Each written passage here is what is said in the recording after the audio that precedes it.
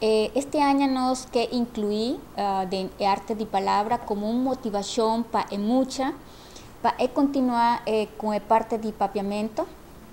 A 3 años nos abrí una empresa aquí en Bonaire, esta editorial Sousa Alexander, pero no está nada en nombre de empresa aquí, sino el premio que nos tiene contemplado en DJ, que está premio literario JA, en oro, plata y bronce. JA significa un bicho, en portugués está mucha mujer do sapo, en papiamento está sapo para mucha mujer, para muchos hombres.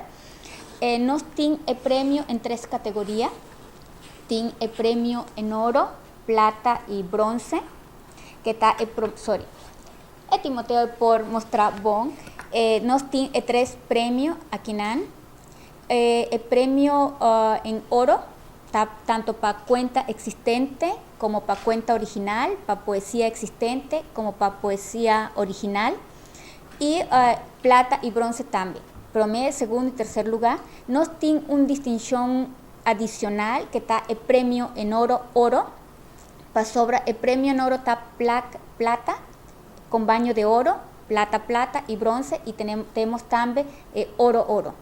El oro, Timoteo, es por explicar mejor cuál está la fase del premio para sobre esta persona que esta lleva bombón es parte de la premiación y parte del concurso.